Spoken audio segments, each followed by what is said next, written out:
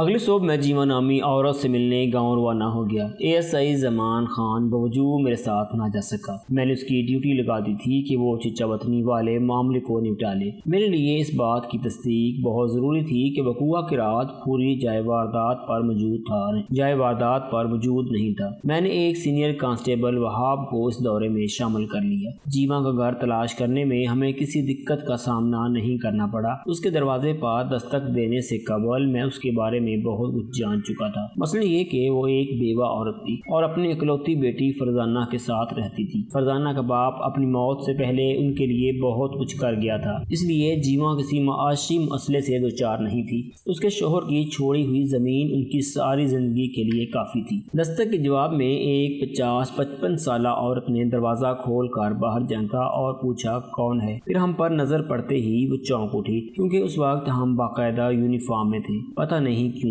Police کے حوالے سے عوام کے دل میں بڑا خوفناک تصور ہے۔ وردی دیکھتے ہی اکثر لوگ خوف میں مبتلا ہو جاتے ہیں، حالانکہ پولیس والے بھی عام انسانوں کی طرح ہوتے ہیں۔ بہت غور و فکر کے بعد میں اس نتیجے پر پہنچا تھا کہ عوام کے اس ڈر، خوف اور جھجک میں دوسرے عوامل کے ساتھ ساتھ پولیس ڈپارٹمنٹ کا بھی ہاتھ ہے۔ مجھے یہ اندازہ قائم کرنے میں کوئی دشواری نہ ہوئی کہ دروازہ کھولنے والی وہ بوڑھی عورت جیما کے سوا اور کوئی نہیں ہوگی، کیونکہ اس گھر کا دوسرا فرد فرزانہ تھی جو یقیناً جوان تھی۔ جبھی تو جو فتیل نامی وہ خبیث جن اس پر عاشق ہو گیا تھا۔ میں نے جیما کے کون کے جواب میں کہا، میرا نام ملک صفدر حیات ہے، میں اس علاقے کے تھانے کا انچارج ہوں۔ اچھا جی، وہ مرعوب ہوتے ہوئے بولی، پھر پوچھا خیریت تو ہے آپ یہاں میرے دروازے پر؟ خیریت نہیں ہے جیما، میں نے اس کے چہرے کے تاثرات کا جائزہ لیتے ہوئے کہا، میں تم سے کچھ ضروری باتیں کرنے آیا ہوں، اللہ خیر کرے۔ وہ سینے پر ہاتھ رکھتے ہوئے بولی، پھر گلی میں دائیں بائیں نظر دوڑانے کے بعد اس نے کہا، آپ اندر آ جائیں، دروازے پر کھڑے ہو کر باتیں کرنا مناسب نہیں۔ ہم دونوں جیما کی پیشکش سے فائدہ اٹھاتے ہوئے گھر کے اندر داخل ہو گئے۔ وہ ایک عام سا گھر تھا، جیسا کہ چھوٹی فیملی کی ضرورت کے تحت ہوتا ہے۔ جیما نے ہمیں ایک بیٹھک نما کمرے میں بٹھایا اور خاطرداری کے حوالے سے سرگرمی دکھانے کی کوشش کرنے لگی۔ میں نے اسے سختی سے منع کرتے ہوئے کہا۔ وہ ہمارے ساتھ ہی بیٹھک میں بیٹھ گئی۔ اس تکلف کی کوئی ضرورت نہیں جیما، میں تم سے چند باتیں کروں گا اور واپس چلا جاؤں گا۔ مجھے امید ہے کہ تم میرے سوالات کے ٹھیک جواب دو گی۔ ایک لمحے کا توقف کرنے کے بعد میں نے پوچھا، تمہاری بیٹی فرزانہ نظر نہیں آ رہی، کیا وہ کہیں گئی ہوئی ہے؟ اس نے اس بات میں سر ہلایا، ہاں وہ اپنے چچا کے گھر گئی ہے۔ کیا اس کے چچا یعنی تمہارے دیور کا گھر اسی گاؤں میں ہے؟ نہیں، غفار چک 34 میں رہتا ہے، جیما نے جواب دیا۔ چک 34 اس گاؤں سے کافی فاصلے پر۔ میں نے جیما سے پوچھا، فرزانہ کو اپنے چاچے کے گھر گئے کتنا عرصہ ہوا ہے؟ وہ اسی جمعے کو گئی ہے، جیما نے بتایا۔ غفار ہمارے گھر آیا ہوا تھا، وہ کچھ دن اس کے گھر رہنے کو چلی گئی۔ فرزانہ کی روانگی نے مجھے چونکنے پر مجبور کر دیا۔ جمعہ وہی دن تھا جب میں پیر لوٹے شاہ کے قتل کی اطلاع پر اس کے آستانے پر پہنچا تھا، اور پوری کے بیان کے مطابق فرزانہ کو جمعرات کی رات اپنے علاج کے سلسلے میں آخری حاضری بھرنے آستانے پر آنا تھا۔ اب تک حاصل شدہ معلومات کے مطابق فرزانہ ہی وہ ہستی ہو سکتی تھی جو لوٹے شاہ کی زندگی میں آخری مرتبہ اس سے ملی ہو۔ اس حوالے سے فرزانہ میرے لیے بہت اہم تھی۔ مجھے سوچ میں ڈوبے دیکھ کر جیما نے پوچھا، آپ بار بار فرزانہ کا ذکر کیوں کر رہے ہیں؟ آخر بات کیا ہے؟ بات بہت ہی خطرناک ہے جیما، میں نے ٹھہرے ہوئے لہجے میں کہا۔ تم یہ بتاؤ فرزانہ واپس کب آئے گی؟ وہ الجھن زدہ نظر سے مجھے تکنے لگی۔ ابھی تو وہ گئی ہے، چند دن رہنے کے بعد ہی واپس آئے گی۔ غفار کے گھر میں اس کا بہت دل لگتا ہے، مگر اس نے جملہ ادھورا چھوڑ کر اضطراری انداز میں مجھے دیکھا۔ آپ کس قسم کی تفتیش کرتے پھر رہے ہیں؟ میں نے کہا، میں دراصل پیر لوٹے شاہ کے قتل کی تفتیش کر رہا ہوں، اسی سلسلے میں تم سے ملنے آیا ہوں۔ لیکن میرا یا فرزانہ کا شاہ جی کے قتل سے کیا واسطہ؟ وہ درجہ ہراساں نظر آنے لگی۔ بہت گہرا تعلق اور واسطہ ہے جیما بی بی، میں نے ایک لفظ پر زور دیتے ہوئے کہا، خاص طور پر تمہاری جوان بیٹی فرزانہ تو اس قتل کے بارے میں بہت کچھ جانتی ہے۔ مجھے معلوم ہوا ہے وقوع کی رات وہ جائے واردات پر گئی تھی۔ یہ جھوٹ ہے، جیما نے سختی سے کہا، کسی نے آپ کو بالکل غلط بتایا ہے۔ فرزانہ کا شاہ جی کے قتل یا قاتل سے کوئی تعلق نہیں۔ یہ تو نہ کہو جیما، میں نے اسے ایک اور زاویے سے گھیرنے کی کوشش کی۔ قتل سے نہ صحیح، لیکن لوٹے شاہ کے قاتل سے تو تمہاری بیٹی کا بہت گہرا تعلق ہے۔ وہ لرزتی ہوئی آواز میں بولی، شاہ صاحب کو تو ایک جن نے قتل کیا ہے اور یہ کوئی ڈھکی چھپی بات نہیں، سارا پنڈ جانتا ہے۔ تم جو فتیل نامی جن کی بات کر رہی ہو نا؟ ہاں، اسی خبیث نے شاہ جی کو قتل کیا ہے۔ اسی لیے تو میں بھی کہہ رہا ہوں کہ فرزانہ کا قاتل سے بہت گہرا تعلق ہے، میں نے سخت لہجے میں کہا۔ پھر اسی کی سوچ کے مطابق پوچھا، کیا کچھ عرصہ پہلے یہی جو فتیل تمہاری بیٹی پر عاشق نہیں رہا تھا؟ شاہ جی کے علاج نے فرزانہ کو ٹھیک کر دیا تو یہ نامراد لوٹے شاہ کے پیچھے ہاتھ دھو کر پڑ گیا۔ کیا میں غلط کہہ رہا ہوں؟ یہ بات تو آپ 16 آنے ٹھیک کہہ رہے ہیں۔ اس نے سر کو اثباتی جنبش دی۔ میں نے حتمی لہجے میں کہا، اگر یہ بات درست ہے پھر اس بات میں بھی کسی شک و شبے کی گنجائش باقی نہیں کہ فرزانہ وقوعہ کی رات آستانے پر گئی تھی۔ میں یہ بات ماننے کو تیار نہیں۔ وہ گردن جھٹکتے ہوئے بولی، فرزانہ وہاں نہیں گئی، آخر اسے وہاں جانے کی ضرورت ہی کیا تھی؟ ضرورت علاج کی تکمیل، اس کا علاج تو مکمل ہو گیا تھا۔ جیوا نے حیرت سے مجھے دیکھا۔ میں نے کہا، نہیں، ایک نوچندی جمعرات ابھی باقی تھی، وہی جمعرات جب لوٹے شاہ کو قتل کیا گیا۔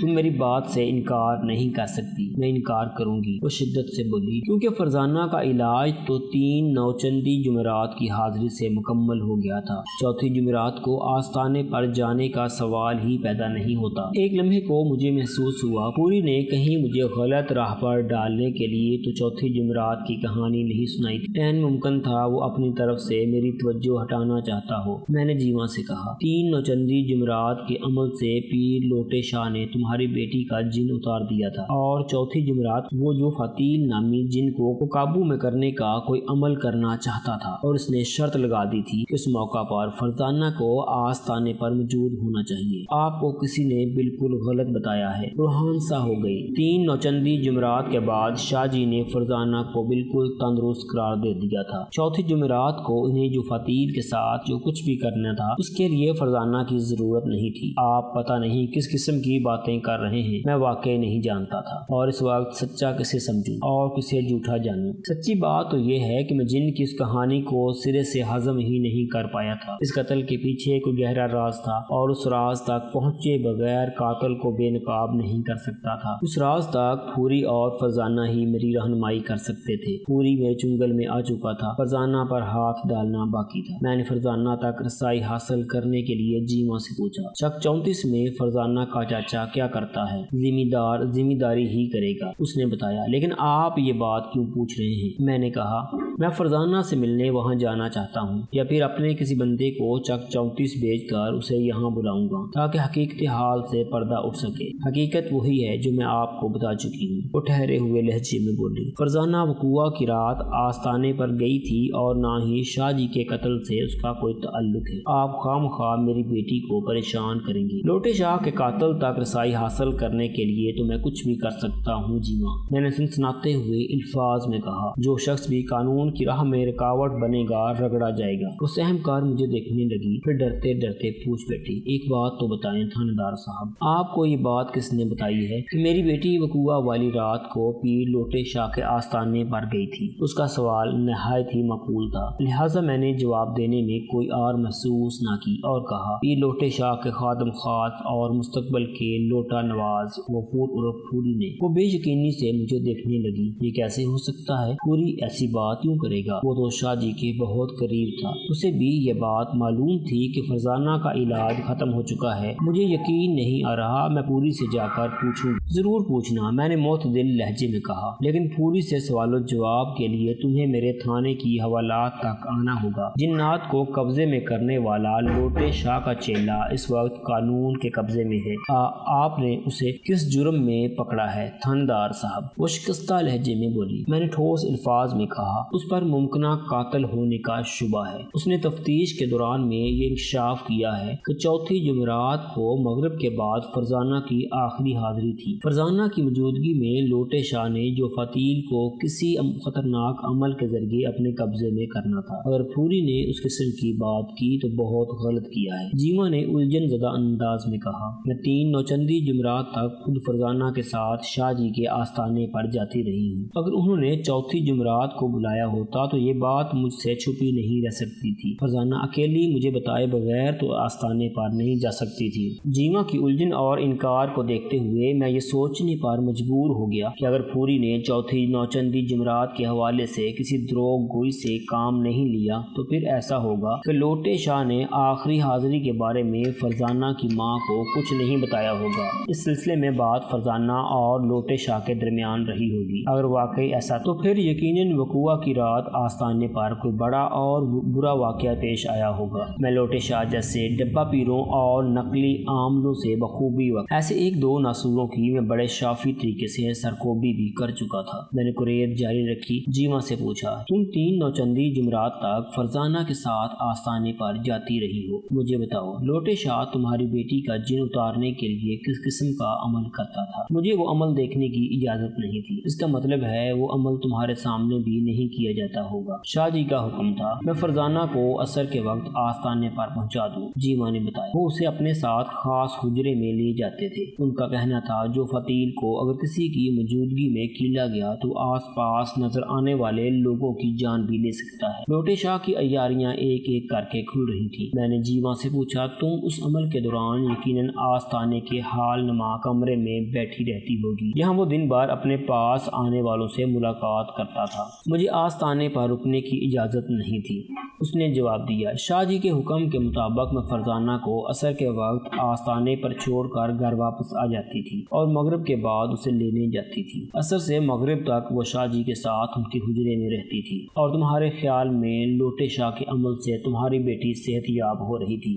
اس نے اس بات میں گردن ہلائی۔ پہلے عمل ہی سے نمایاں فرق نظر آنے لگا تھا، پھر دوسری نوچندی جمعرات کو بالکل ٹھیک ہو گئی۔ اس روز جب مغرب کے بعد میں اسے لینے گئی تو شاہ جی نے کہا تھا ہم نے تمہاری بیٹی کا جن اتار دیا ہے اور اسے ضروری ہدایت بھی دی ہے۔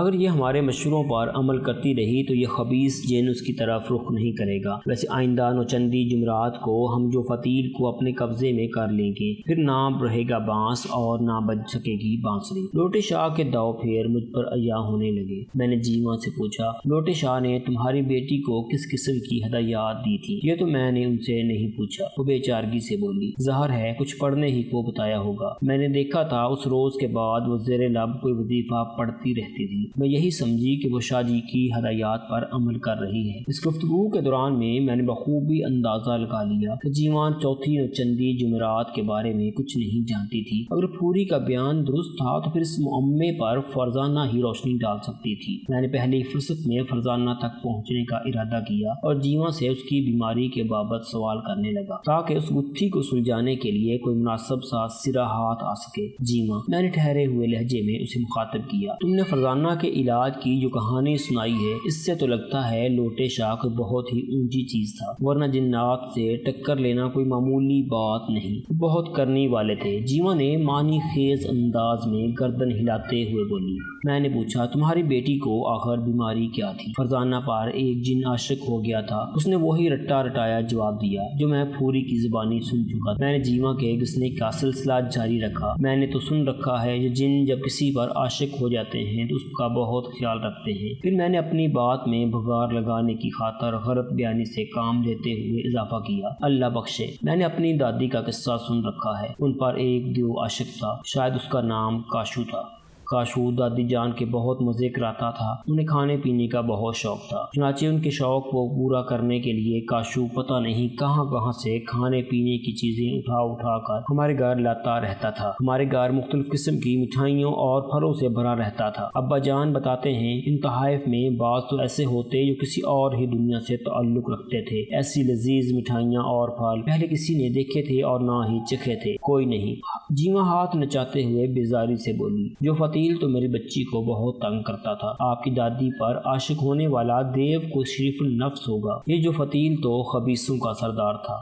میں نے پوچھا جو فتیل تمہاری بیٹی فرزانہ کو کس طرح تنگ کرتا تھا؟ وہ جب فرزانہ کے پاس آتا تو اسے دورہ پڑ جاتا تھا، اس نے بتایا، اسے اپنا کچھ ہوش نہ رہتا، گردن اکڑ جاتی، ہاتھوں اور پاؤں کی حالت بھی بگڑ جاتی، گردن مڑ جاتی اور منہ سے جاگ جاری ہو جاتی۔ یہ ساری علامتیں مرگی کے مرض کی تھیں۔ جیما نے مزید بتایا، اس کیفیت میں فرزانہ بہت جنونی ہو جاتی، چیزوں کو اٹھا اٹھا کر پھینکتی اور جو بھی اسے روکنے یا پکڑنے کی کوشش کرتا وہ اسے بے درے کوٹ کر رکھ دیتی، حتیٰ کہ وہ اپنے آپ बाप को भी नोचने कुसोटने से बाज नहीं आती थी। अब ये केस हिस्ट्रिया के दायरे में दाखिल हो रहा था। शाइज़ोफ्रेनिया के मरीज भी कुछ इसी किस्म का रवैया पेश करते हैं। जीवा की बात जारी थी। एक मरतबा तो उसने मेरी भाभी को झंझोड़ कर इतना जोर से धक्का दिया कि वो दीवार से जा टकराई और उसका सर फट गया। उस रोज के बाद वो हमारे घर भी नहीं आई, हालांकि उसे बड़ा चाव था। वो अपने बेटे तुफैल की शादी फरजाना से करेगी। फरजाना के दौरों ने तुफैल को इस कदर खौफज़दा किया कि उसने उससे शादी का ख्याल दिल से निकाल दिया। ऐसी असेब ज़दा लड़की से भला कौन शादी की हिम्मत कर सकता है, और वो भी किसी खबीस जिन की महबूबा से। जीवा ने एक झुरझुरी ली और खामोश हो गई। फरजाना के रिश्ते के हवाले से उसने रवादारी में बहुत अहम बातें उगल दी थी। मैं बड़ी संजीदगी से जीवा की भाभी और उसके बेटे तुफैल के बारे में सोचने लगा। उस वक्त मेरे जहन में बहुत से सवालात चकरा रहे थे और मैं फौरी तौर पर किसी नतीजे पर पहुंचने की पोजीशन में नहीं था। चुनाचे मैं दोबारा जीवा की तरफ मतवज्जे हो गया। फरजाना के इस दौरे को किस तरह कंट्रोल किया जाता था,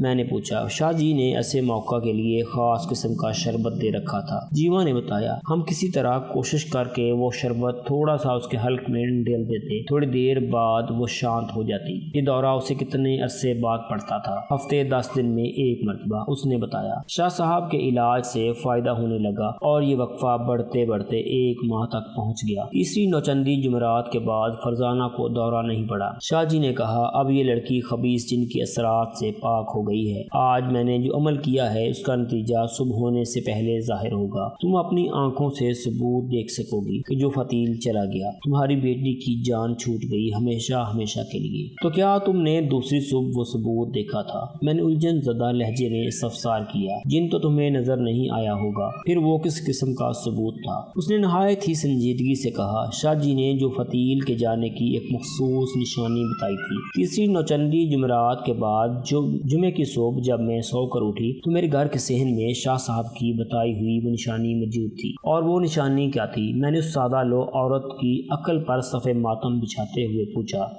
जो फतील के कदमों के निशान, उसने एक शाफ अंगेज लहजे में बताया। सहन में हमारे कमरे से लेकर बैरूनी दरवाजे तक बड़े बड़े कदमों के निशान बने हुए थे, जो यकीनी तौर पर किसी जिन के पांव ही हो सकते थे। मैंने सुन रखा था और शाह जी ने भी बताया था, जिन किसी किस्म का लिबास नहीं पहनते, सिर्फ एक लंगोट में रहते हैं ताकि सतर पोशी होती रहे। वो अपने जिस्म पर पहलवानों की तरह हर वक्त तेल मल कर रखते हैं। जो फतील के कदमों के निशान भी उसी तरफ इशारा करते थे, वो बहुत चिकने निशान थे। उस अहमकाना इंकशाफ के बाद मेरा ध्यान खुद ब खुद फूरी की तरफ चला गया। वो डील डॉल में किसी जिन के मानंद था। छोटे शाह जीवा जैसी सादा लो औरत को उल्लू बनाने के लिए पूरी से काम ले सकता था। अगर वो अपने पाँव पर तेल या घी मल कर जीवा के सहन से गुजर जाता तो लोटे शाह के ड्रामे में हकीकत का रंग भरने के लिए इतना ही काफी था। अब मैं इस खेल को बड़ी वजाहत से समझ गया था। थोड़ी देर बाद मैं जीवा के घर से उठकर थाने आ गया।